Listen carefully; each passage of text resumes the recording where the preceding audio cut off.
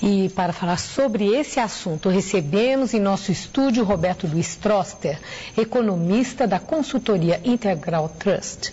Roberto Luiz Troster foi também economista-chefe da FEBRABAN, a Federação Brasileira dos Bancos, e participa dessa entrevista o jornalista José Paulo Kupfer, comentarista do Jornal da Gazeta. Muito obrigada por estar conosco. E eu quero começar, porque é fusão. É o grande termo usado para a união desses dois bancos e muito bem recebido, e foi uma imensa surpresa. Mas a minha indagação é, quando a gente fala fusão, isso é eufemismo para compra? O Itaú comprou o Unibanco, que estava com problemas de liquidez e que podia não aguentar o tranco da crise? Eu acho que não. Eu acho que o Pedro é um bom banqueiro, tem uma equipe muito boa, tem mostrado números muito bons no mercado assim, acionário, e acho que assim, os dois foram espertos. Eu acho que o momento, eu acho que eles são banqueiros assim, de uma tradição de banqueiros. Estão olhando para frente. O que vai acontecer o ano que vem? O mercado bancário vai crescer mais devagar, tanto pelo aperto de crédito, como pelo crescimento menor da economia, tudo. Então o que acontece? A concorrência entre os bancos até agora não chegou nas margens. A questão da eficiência não ficou porque o mercado estava crescendo muito, você podia. Mas, Troster, vai ter concorrência? Vai ter, sim. 80% do mercado, dos ativos, na mão de 8 bancos? Sim. Não, de 8 não, de 5. Eram 6, agora são 5. Vai ter sim. Mas espera, companhia de aviação, você tinha duas grandes. Você pega qualquer coisa em âmbito nacional, que setor é mais concorrencial do que o setor bancário, José? Eu acho que não tem, quer dizer... Pelas taxas que cobra, não sei, deve ter outros. Espera, nós estamos misturando duas coisas. Mas eu gostaria que você concluísse, porque você não terminou o que estava falando. Eu acho que não. Eu acho que eles estão olhando para frente, viram que o mercado vai ficar mais concorrencial. Então, no mercado mais concorrencial, você tem que ter mais eficiência. Quem não tem eficiência, não consegue ganhar eficiência rapidamente, fica fora do mercado. Agora, quem estava com o coração na mão como correntistas e aplicadores lá do Unibanco em função da boataria, pode respirar aliviado? Eu acho que podia respirar aliviado antes. Eu acho que boataria sempre que tem essas turbulências. Eu, por causa da minha profissão, escutei muitas, e eu acho que o buraco está mais embaixo. Eu acho que o aperto de liquidez que a gente viveu, a gente está pondo culpa na crise externa, mas já vinha desde o começo do ano. O Banco Central aumentou os compulsórios no começo do ano, estavam 10% dos agregados monetários, estavam em 12% em setembro, quer dizer, quem começou o aperto foi o governo. A crise só acirrou um problema que você já tinha. Mas o problema era mais embaixo. O Unibanco estava comprando carteiras de outros bancos, estava assim, fazendo operações que só quem tem muito caixa faz. Na entrevista que concederam, tanto Roberto Setúbal do Itaú, quanto pelo Melhor Salles do Unibanco, o Roberto insistiu muito de que isso aí abria uma base para uma expansão internacional do novo banco. Isso não é uma conversinha? Nem um pouco. Gostei do ponto. Olha, eu acho que o seguinte, o Itaú comprou o Boston, foi a última grande aquisição dele, e comprou a operação do Boston no Uruguai e no Chile. Você está falando? Do Bank of America.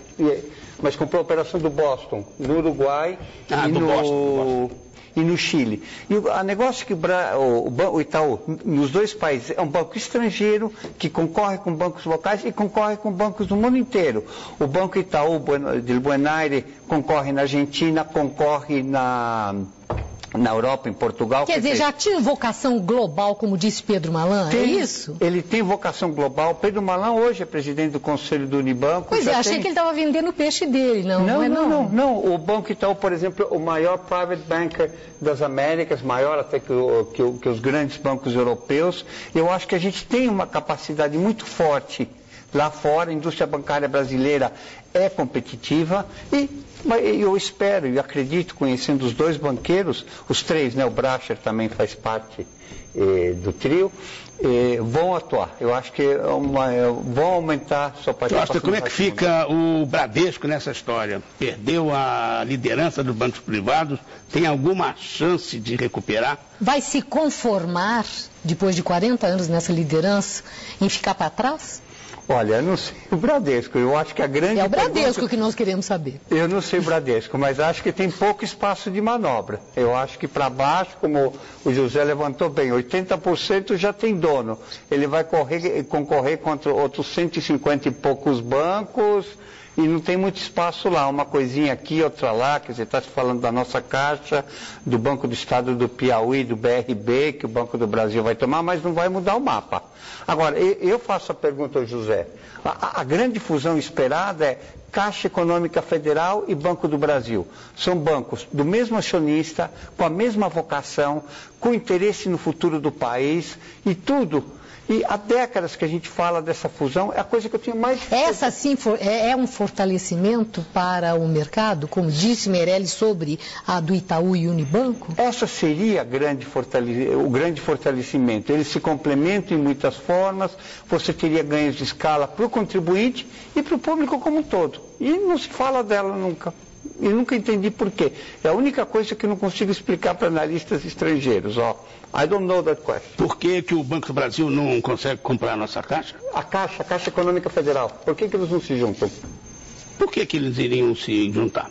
Bom, mesmo acionista, mesmo público, assim, varejo nacional, né? Vocação de contribuir com o crescimento brasileiro, né?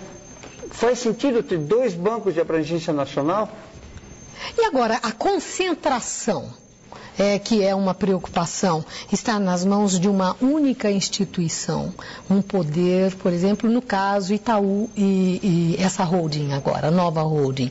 Isso é preocupante para o mercado? Não, eu não acredito. Eu acho, depende de como é que você vai dar a instituição, porque eu acho que Essa a de hoje, a grande surpresa. Não, eu acho que não é preocupação nenhuma, contrário. 18% do volume financeiro, é isso que estão falando? Mas pega qualquer outro setor de abrangência nacional e não faz muita diferença. Quer dizer, pega a aviação, você tem muito mais nos 5 maiores, pega automóveis, qualquer segmento de atuação nacional tem que ser grande, senão você não consegue ter escala. Terá que ser mais bem regulado, terá que ser como deveria ter sido na aviação, o setor financeiro com essa nova configuração necessariamente tem que ser mais bem regulado, o Banco Central tem que ser mais rigoroso e as regras devem ser reforçadas? Eu acho que a gente tem regra demais. Eu acho que todo mundo está falando agora, por conta da crise, mudar as regras lá fora. Você pode ter as melhores regras do mundo, eu acho que é muito mais uma questão de supervisão e execução. Acho que a crise lá fora, vão mudar as regras para não culparem as falhas de supervisão, as falhas de gerenciamento. E acho que aqui dentro, a questão da concorrência, é o que você tem que ver, focalizar onde você tem abuso de poder de mercado e não por regras que você só vai aumentar o custo de observância, assim, é prejuízo, é fiscalização e fazer cumprir. Nós temos regras. Nós já conversei com o Zé Paulo sobre isso hoje. É interessante a preocupação, né, dos dois presidentes dos bancos que se juntaram em tranquilizar tanto clientes como funcionários, mas eles colocam que agora não vai acontecer nada de diferente e nem demissões. Então, muito bem, eles vão criar sinergias, a vida continua olhando para frente. Aquilo que sempre acontece nas fusões é de se esperar? Vai haver, sim, demissão? O bancário pode ficar com o pé atrás? Bom, primeiro vai haver, sim, demissão. Já houve. Quer dizer, quando eles anunciaram a nova diretoria, já deram enxugamento. Já diminui. Se são as duas diretorias, já vai ficar bastante gente de fora.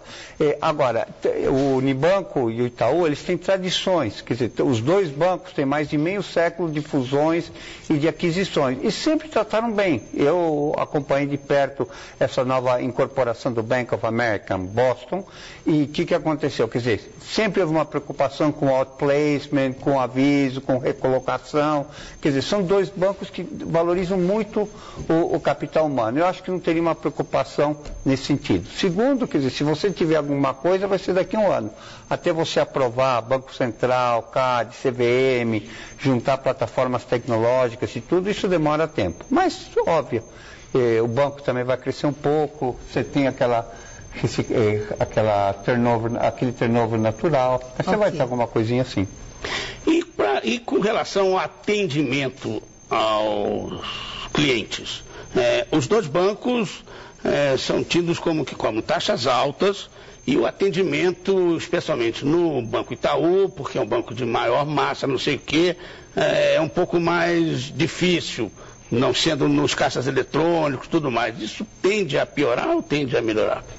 Olha, são experiências, né? Eu não gosto de falar de nenhum e nem de outro, mas eu acho, no mercado que vai crescer mais devagar, eu acho que todo mundo vai suar mais a camisa para fazer. Eu acho que, assim, a percepção de atendimento, a minha é muito boa nas duas instituições, mas não sei. Você nunca ficou em fila de banco, daquelas intermináveis, dias de pagamento, aquela dificuldade toda? Atendimento. Posso falar uma coisa? Eu devo fazer mais de 2 anos que não assino um cheque. Então é isso, essa visão tão positiva do atendimento que você descreveu. Não, mas aqui. é que hoje os bancos, 80% das transações são eletrônicas.